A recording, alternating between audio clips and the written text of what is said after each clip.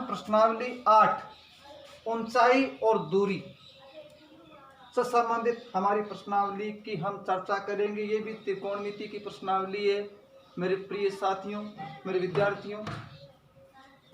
ये प्रश्नावली शुरू करने से पहले कुछ इसके फंडामेंटल सिद्धांत तथ्य है उसकी चर्चा हम कर लेंगे, ताकि आपको प्रश्नावली हल करने में किसी प्रकार की समस्या उत्पन्न नहीं हो। ठीक है, आप आसानी से प्रश्नावली को हल कर सकें। तो सबसे पहले हम बात करते हैं महत्वपूर्ण तथ्यों की। तो इसमें सबसे पहली बात आती है कि दृष्टि रेखा क्या होती है।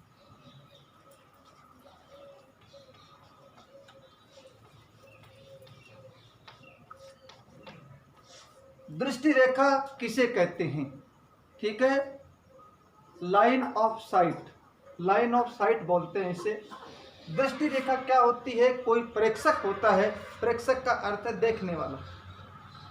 कोई प्रेक्षक और वस्तु, प्रेक्षक किसी वस्तु को देखता है, उस वस्तु और प्रेक्षक की आंख को मिलाने वाली रेखा जो होती है, उस रेखा को हम दृष्टि रेखा कहते हैं। क्या कहते हैं भाई? दृष्टि रेखा कहते हैं। ठीक है, हम डायग्राम से इसको समझते हैं। मान लीजिए किसी व्यक्ति की आंख है, ये व्यक्ति की आंख है, यानी प्रेक्षक की आंख है ये। ठीक है, ये प्रेक्षक की आंख है। यदि वो किसी वस्तु को यहां देखता है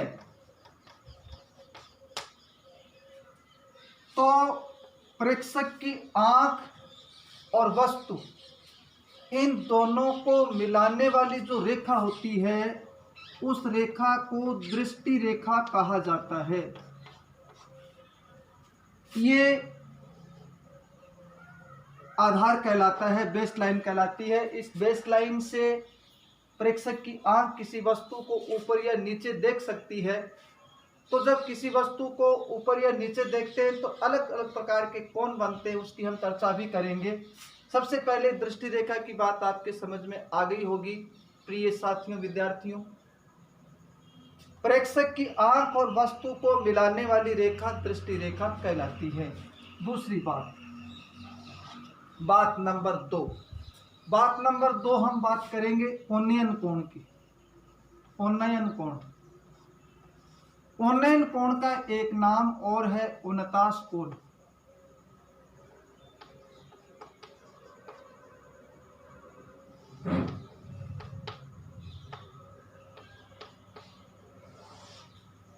उन्नयन कोण या उनतास कोण, जिसे एंगल ऑफ, उन्नयन कोण, उनतास कोण किसे कहते हैं, यह हमारे सवालों में ज्यादा काम आएगा। उन्नयन कोण क्या होता है, सरल भाषा में समझने का हम प्रयास करते हैं कि उन्नयन शब्द का निर्माण कैसे हुआ। तो देखिए, उन्नयन जो शब्द है, उत्पलस नयन, उत्पलस नयन, नयन का हम अर्थ समझते हैं आंख। नयन का क्या अर्थ होता है? आंख होता है। नयन नेत्र लोचन चक्षु, आंख होता है नयन का अर्थ। उत का अर्थ होता है उठाना या उठना। उत यानी उठाना या उठना। ठीक है, उठना भी कह सकते हैं, इसे उठाना भी कह सकते हैं। ठीक है, उत हिंदी का उपसर्ग होता है। उत प्लस नयन, नयन मूल शब्द हो गया। तो जब प्रेक्षक की आंख दृष्टि रेखा से ऊपर उठकर किसी वस्तु को देखती है, तो आधार रेखा के साथ उसका जो कोण बनता है वो उन्नयन कोण कहलाता है। कौन सा कोण कहलाता है? उन्नयन कोण कहलाता है। कि यहां देखिए,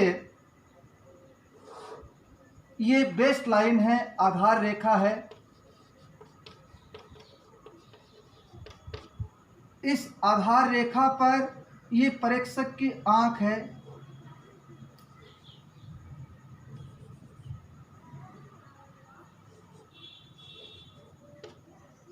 ये प्रेक्षक की आंख है। ये आंख इस आधार लाइन से ऊपर कोई वस्तु स्थित है, उस वस्तु से दृष्टि रेखा बनाते हुए यहां कोई वस्तु है,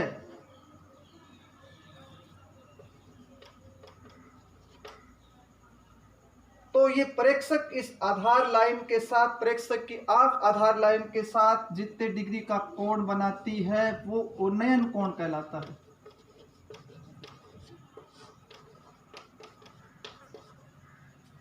हम इसका उदाहरण देके और स्पष्टीकरण करना चाहेंगे कि मान लीजिए कोई बालक या कोई व्यक्ति छत पर पतंग उड़ा रहा है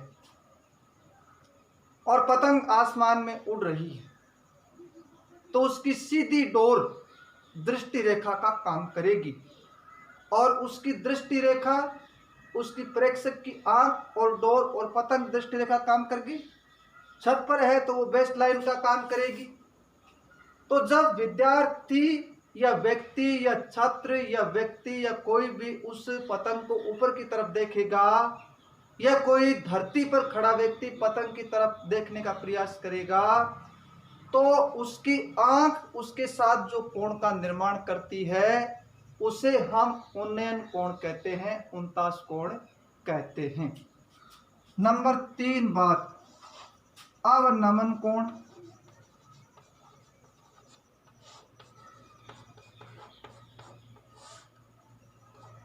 अवनमन कोण को अवनति कोण भी कहा जाता है। सरल भाषा में हम बात करें कि अवनमन कोण कैसे बनता है कि बेस लाइन से नीचे की तरफ कोई चीज देखी जाती है, कि मान लीजिए ये कोई बेस लाइन है आपकी,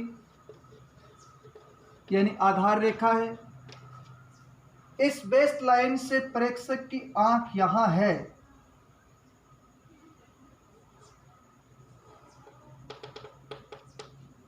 ये प्रेक्षक की आंख यहां पर है और वो बेस लाइन से नीचे की तरफ देखेगा, आंख झुका के देखेगा नीचे की तरफ, यहां कोई वस्तु है,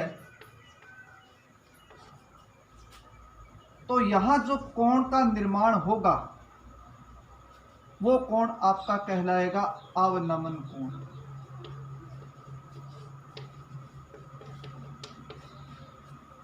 उदाहरण देखिए, सरल उदाहरण के रूप में हम समझेंगे कि कोई व्यक्ति छत पर खड़ा है, कोई व्यक्ति टावर पर खड़ा है, कोई व्यक्ति मीनार पर खड़ा है, कोई व्यक्ति वृक्ष पर बैठा हुआ है, और यदि वो नीचे कोई धरती पर कोई वाहन जा रहा है, कोई व्यक्ति जा रहा है, ठीक है, कोई समुद्र के अंदर जहाज चल रहा है, उनको देखता है, ठीक है, तो उसकी आंख जितने डिग्री का उस वस्तु के साथ कोण का निर्माण करती है वो कोण आपका अवनमन कोण कहलाता है।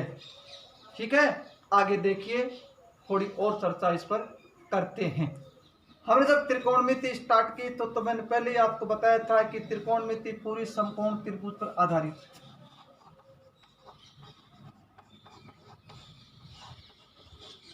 ठीक है,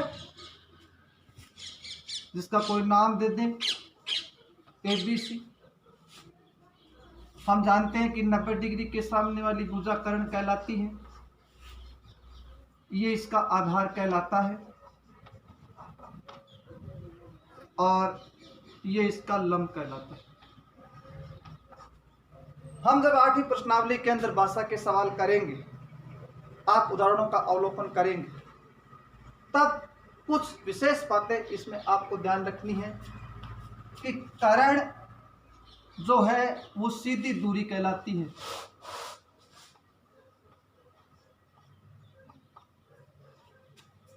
जैसे कोई सीढ़ी दीवार के सहारे खड़ी है तो सीढ़ी जो है वो कर्ण का काम करेगी, कोई पतंग उड़ रही है तो डोर कर्ण का काम करेगी, ये सीधी दूरी का काम करती है कर्ण।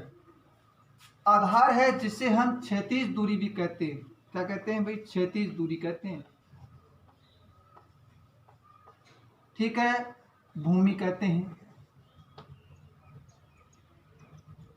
पृथ्वी, भूमि, ठीक है, ये इसके कई नाम है, धरातल, समतल, भूमि, ये आधार का काम करेगी। लंब जो है वो वृक्ष, मीनार, भवन, दीवार,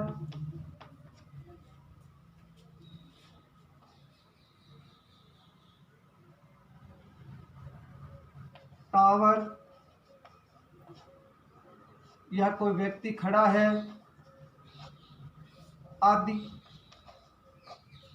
कहने का अर्थ है कि पृथ्वी पर समतल भूमि पर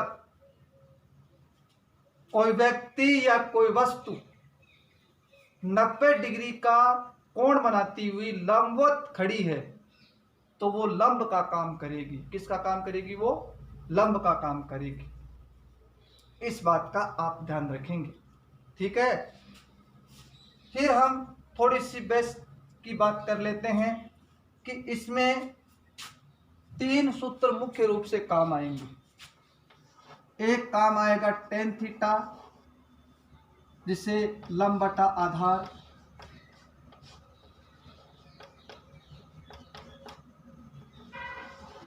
कोस थीटा,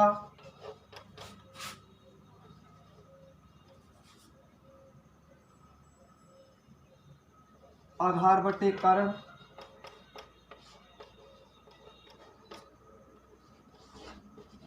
साइन थीटा, लंब बटे करण। ये 3 सूत्र इस प्रश्नावली में मुख्य रूप से काम आएंगे, जिसकी ट्रिक मैंने पहले आपको बताई है। ट्रिक है लाल बटे कक्का, लंब बटे करण साइन का हो गया 3 नंबर, आधार बटे करण कोस का हो गया 2 नंबर, देखिए लंब बटा आधार tan का हो गया। ये 3 सूत्र इसमें मुख्य रूप से हमारे काम आएंगे। और जो हमने प्रश्नावली में छठी प्रश्नावली में अभी जो पीछे वाला वीडियो आपको बताया है, उसमें जो हमने त्रिकोणमिति सारणी सीखी है, ठीक है ना, 0 डिग्री, 30 डिग्री, 45, 60, 90, वो सारणी आपका इसका उपयोग भी इस प्रश्नावली में किया जाएगा। वो भी आप पक्की याद कर लेंगे, ठीक है। तो इस प्रश्नावली को समझने में किसी प्रकार की समस्या आपको नहीं होगी, ठीक है। पसंद आया हो तो हमारे चैनल को ज़रूर सब्सक्राइब कीजिए। जय हिंद, जय भारत, जय माँ भारती।